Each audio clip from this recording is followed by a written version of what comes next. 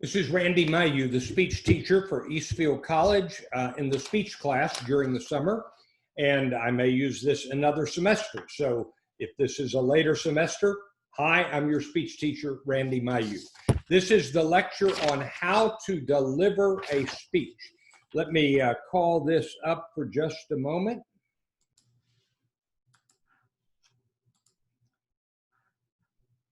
You have a sheet of paper that says how to deliver a speech. You will notice that it has 9 main points on it, and there will be blanks to fill in on each one. And this will be part of the first test. But far more importantly, these are the steps to pay attention to in delivering a speech.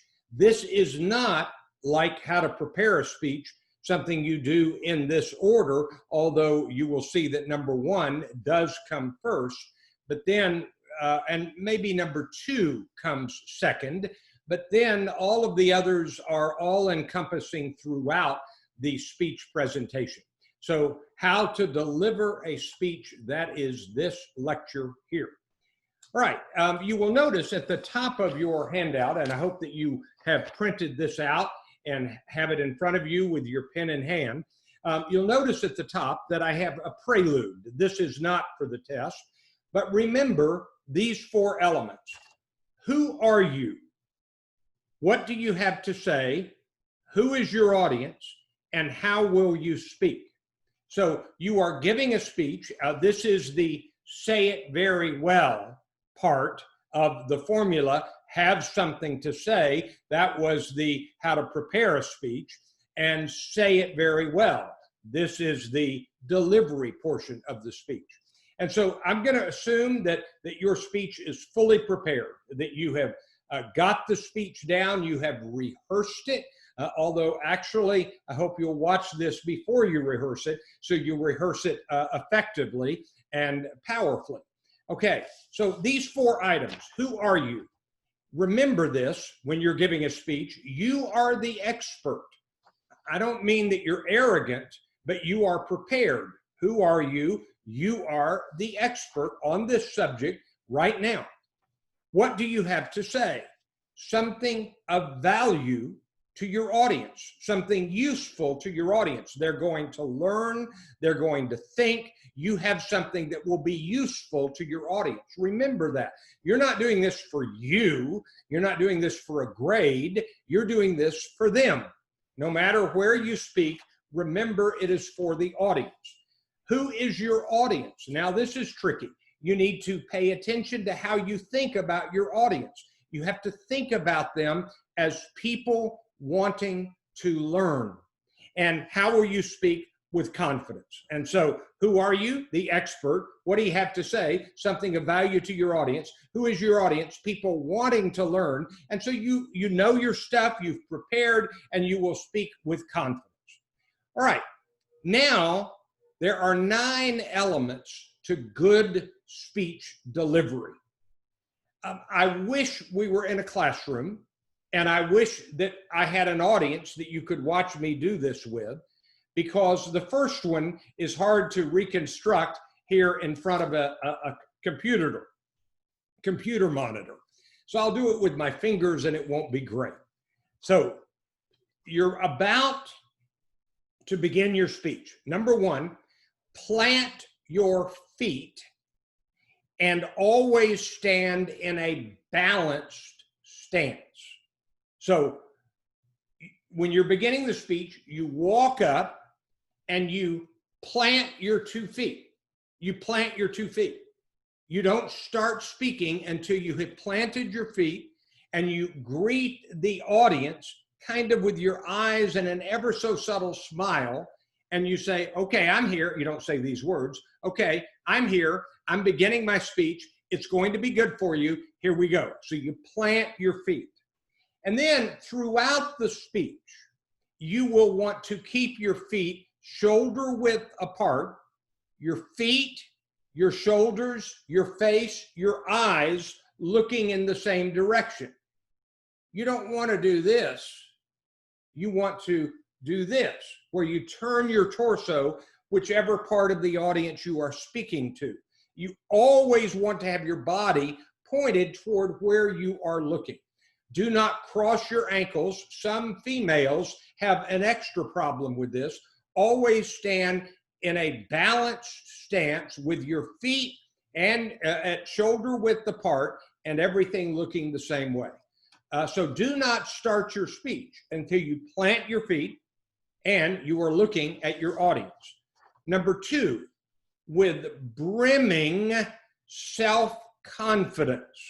Write this down. Don't be tentative. Don't approach like this. I'm not sure I've got anything worth saying today. No. You want to approach, look at what I've got here, and this is a really hard balance. With no hint of arrogance, with modesty and humility, but with appropriate assertiveness. You are ready to speak. You're not smarter than your audience. This is important. You're not smarter than your audience, but on this subject, you are prepared. So number two is more of a psychological element of good delivery. You are a fellow learner. You have researched your subject.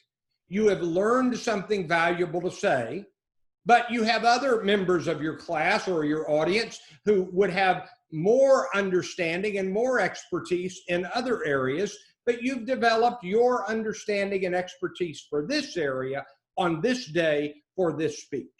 So you have overflowing self-confidence, brimming self-confidence. If you don't have confidence, then your eyes will not look at the audience. You'll look down too much. And by the way, we'll talk about where your eyes go in relation to your paper a little bit later. So look your audience in the eye, plant your feet, and act like you belong there, because you do, because you've got something valuable to say and you have prepared. Now, number three, and I'm going to confess to you that this gets harder the older you are, and I am a natural sloucher. I like to slouch. But number three, with terrific and erect posture. You want to stand as straight as you can. You want your back straight. You want your head up. You don't want it down. You want everything to be standing or sitting in good posture. Do as I say, not as I do. I slouch too much. But the better the posture, the better. This is true in all communication. If you go to a job interview, if you slouch, you are a person perceived as lacking in self-confidence. The better the posture, the more confidence you communicate. So you want to always stand with good posture. You really want to stand with good posture. Now, if you look at videos, Bill Clinton, he was a sloucher. He had a tendency at times to slouch. Ronald Reagan, Barack Obama stood with erect backs. They had good posture. So pay attention to posture. You want almost well, I'll tell you the person to look at, Jim Mattis, former Secretary of Defense, General James Mattis. He had that Marine posture. I wish I had that. So you want to stand with good, firm posture. All right, number four, with a conversational style. Speak with your audience, not at your audience, and pay attention to flow. This sentence is the appropriate sentence to say before you say this next sentence. And that next sentence was the appropriate sentence to say before you say the next sentence. You want the sentences to flow together. A quick history of speaking. In the old days, you weren't a speaker giving a speech, and you weren't a presenter giving a presentation. This is my bias. I'm a speech guy. I really don't like the word presenter and presentation. I like speaker and speech. But in the old days, you had something called oratory, O-R-A-T-O-R-Y, and the speaker was giving an oration. And so the orator was practicing oratory by giving an oration. It was very formal. And if you go to the East Coast of the United States or Europe, I've never been to continent of Europe, I've been to England. If you go to really old church buildings, and remember that most education in the West for centuries was education of preachers. Well, if you go to the old church buildings, the pews would be down, and then there would be a winding staircase up to a pulpit way up here. And the preacher would climb to the pulpit and speak down to the audience. Today, I have a message from God for you. You know, speaking down to the audience. And oratory was kind of formal speaking down.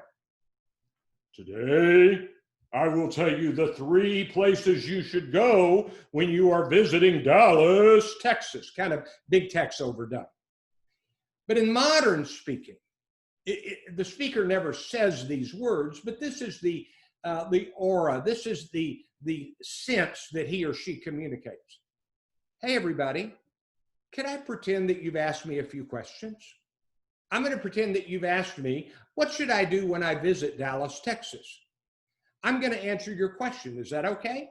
And so they're not actually talking, but you're having a conversation with your audience, a conversational style. That's what you're after. Look at a modern setting for a speaker. Look at a modern church building. They've kind of done away with pulpits. They've built a stage. And even if they have a pulpit, it might be a see-through podium. And the speaker, the preacher, gets as close to the audience as he or she can. And so you want to kind of get close to your audience and have a conversation with your audience, even though you are speaking. So that's number 4, with a conversational style. Number 5, with very clear enunciation and pronunciation. Pronounce each word and each part of each word very clearly. Now, if we were in class and we were getting ready to give our speeches in front of everybody, I would have a little warm-up exercise where I would have everybody stand up and I'd have them give gestures and speak, and I would have them repeat words approximately like this. Today is speech day. I will speak loudly. I will speak clearly. I will pronounce every word fully, especially every ending consonant. And you practice your speaking of the words clearly. Now, at the end of the sheet, how to prepare a speech, I had some boxes at the bottom. Practice speaking, practice speaking, practice speaking, and then rehearse your speech, rehearse your speech, rehearse your speech.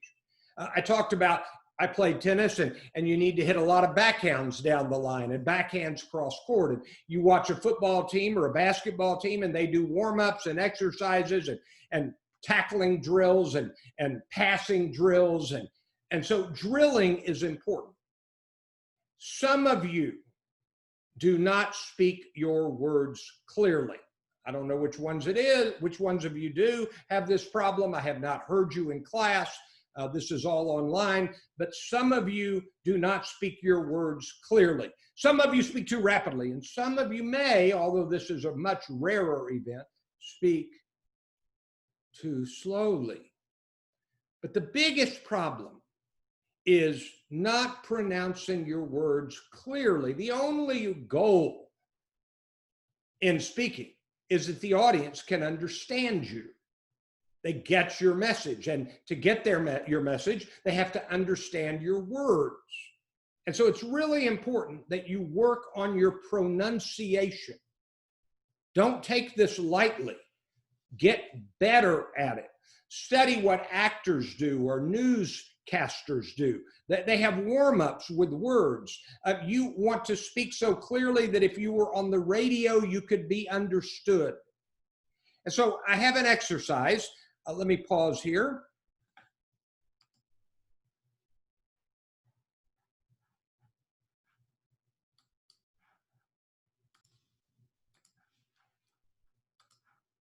So take a look at the screen, and you see that I have a sheet of paper called the Gettysburg Address. This is obviously all going to be up on Blackboard. And you'll see the great big marks. Now, if we were in class, I have 2 or 3 of these sheets. The first time we practice it, we do it one word at a time. The big slash mark that you see right here, that is kind of your hint to yourself to pause. So you want to say the words and then pause and then say the other words, and you want to practice saying your words clearly. So let me stop sharing the screen here. And I'm holding up the sheet of paper. And what I want you to do on your own is I want you to read this sheet aloud. I've got it printed front and back. This is the entire Gettysburg Address by Abraham Lincoln, delivered after the horrible Battle of Gettysburg, which killed over 50,000 human beings. And this is the greatest speech in American history, according to all of the people who study speeches. And so it's a good speech to kind of reflect upon, but practice. So let me just practice a little bit, and I want you to follow along. I hope you've got this printed out. And I want you to then, on your own, read this. My strong recommendation is once a day for a week, and then every other, maybe third day for another week, and then periodically pull this out and do it again, just to practice speaking words clearly. So, fourscore and 7 years ago. You want to overdo this. You want to overpronounce your words. You are practicing. It's like a baseball player who is in the on-deck circle. He's swinging a bat with weights on it. You're practicing with weights on it. In the old days, the great orators, I'm not making this up, there were no microphones. They would put rocks in their mouth. They would go to a river with a friend and have a friend across the river, and with rocks in their mouth, they would practice volume. They would practice being loud and pronouncing your words. 4 and they would really overdo it. Now you want to do a little bit of that. I know it looks silly, but thankfully you're all alone. Nobody is watching you. So let me just do the first kind of paragraph. 4 and 7 years ago, our fathers brought forth on this continent a new nation, conceived in liberty and dedicated to the proposition that all men are created equal. So you want to overdo it, and you want to pronounce every word, every part of each word fully to practice speaking. Remember, good delivery, say it very well, is you have to say it very well. The words have to be said well.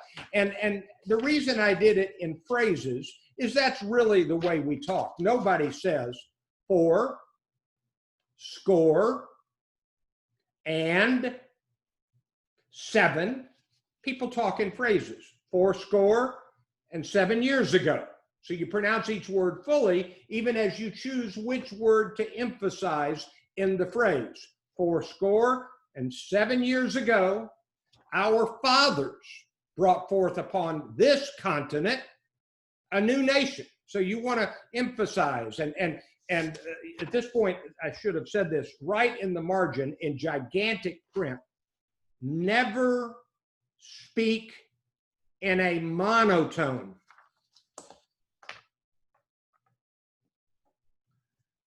For the next 30 minutes, for the next hour, for the next 4 hours, I'm going to lecture on this computer screen here. Everything's going to sound exactly the same. You have to be really attentive to listen to all this and take notes. People who speak in a monotone put people to sleep in a hurry. So you want to practice emphasizing words, emphasizing phrases, varying tones, varying speed, and really pronouncing your words fully. All right, number 6 and 7 are kind of elaborating on that with vocal variety, number 6, and number 7 with verbal punch. This can be done with volume variation. This can be done with effective pauses.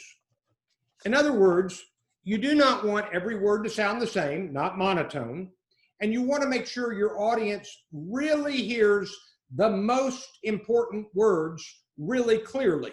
Let me teach you how to do this in a very common way. You ever been in a circle of people and everybody's going around the circle and introducing themselves and somebody says, "Hi, my name is Randy Mailloux, da, da, da," and you don't catch their name? Let me show you how to practice this. Hello, my name is, now notice what I do. Hello, my name is, I'm pausing. Hello, my name is Randy Mailloux. I'm Randy Mailloux. Nice to meet you. I'm Randy Mailloux. I repeated the name 3 times. Repetition's a big deal in speaking. I paused before the first name. I paused between the first name and the second name. And then I paused after the second name. And I even used a gesture. Hello, my name is Randy Mailloux. Randy Mailloux. Nice to meet you. And what you want to do is you want to get very good at every sentence you ever speak at punching the most important words. That's really important. So work on vocal variety, some words louder, some words softer, some words stronger. And when you really want to punch it, you want to do it with verbal punch. Now, typically, that's louder. Hello, my name is Randy Mailloux. But sometimes it's the same effect to lower the voice. Hi, everybody. My name is Randy Mailloux. So lower, louder, gestures setting it apart. You want to emphasize key words with vocal variety and verbal punch. Now, careful here. Some people have a tendency to speak too rapidly, and sometimes that comes with cultural background, and some people who are Hispanic speak too many words a minute. If you'll do a little research, if this interests you, the average American speaks somewhere around 130 to 145 words per minute. That's how many words per minute. You're not old enough to know, but there was a famous newsman named Walter Cronkite who taught himself to speak at 110 words per minute, slower than normal, because it was the news. He wanted people to get it. Some people speak too rapidly, up to 160 or even 180 words a minute. You want to, this is kind of odd. If you're too slow, you're lacking in energy. But if you're too fast, people can't understand you. So you want to be fast enough to have energy, but not too fast to be understood.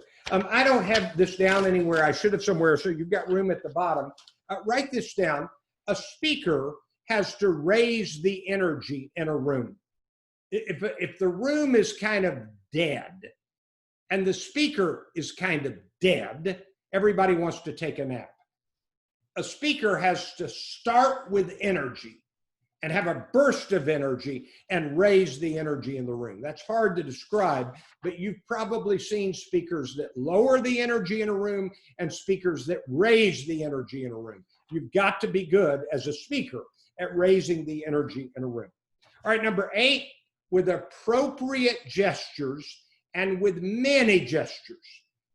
I really feel constricted on these computer monitors. I'm a big gesturer, and you want to use big gestures. You want to use both hands.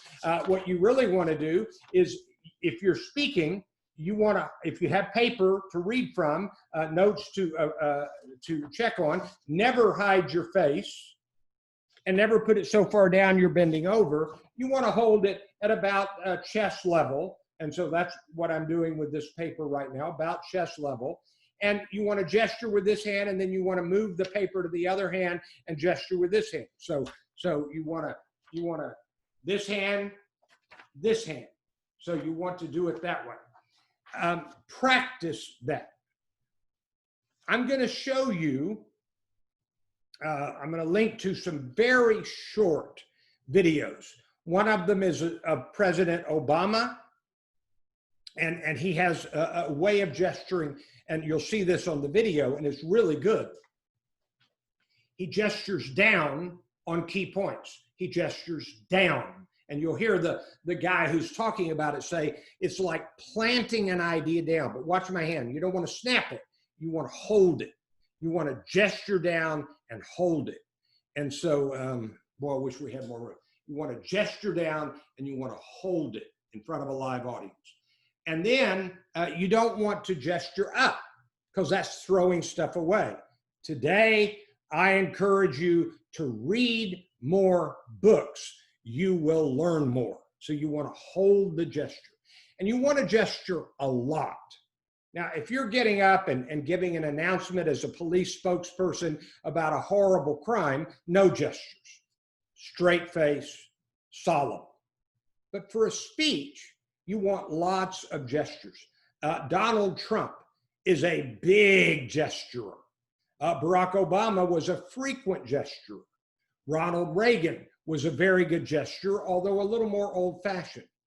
But watch speakers and watch their gestures. I think I told you this, but you ought to record yourself rehearsing, and you ought to listen to yourself without watching, and then you ought to watch yourself without listening.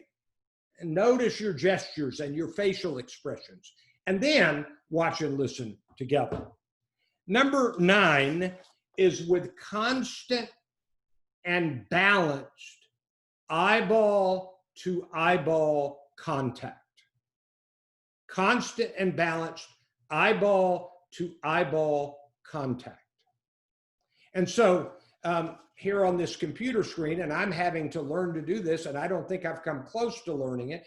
If I look at myself on the screen, it doesn't quite look like, so I'm red, that I'm looking at you.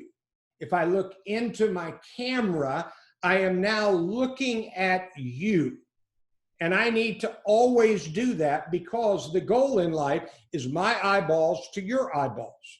And so I need to get better and better at looking at the camera. My problem is when I look at the camera, I don't see an audience. I have to look at myself as my audience to feel comfortable. So I look down from the camera, but now I'm not looking at you. So I'm working on that. But eyeball to eyeball contact. Don't go back and forth like a what do you call it? A lighthouse, you know, the lighthouse sweep. Don't sprinkle. I'll look here and then here and then here. And whatever you do with your notes, you don't want to do this. So today I will be telling you the 3 things you can do when you visit Dallas, Texas, as though it says, look up here. You want to know your notes so well that you listen to this phrase. This is worth paying attention to. You want to speak to your audience and glance at your notes, not speak to your notes and glance at your audience. Now, those are the 9 elements of good delivery.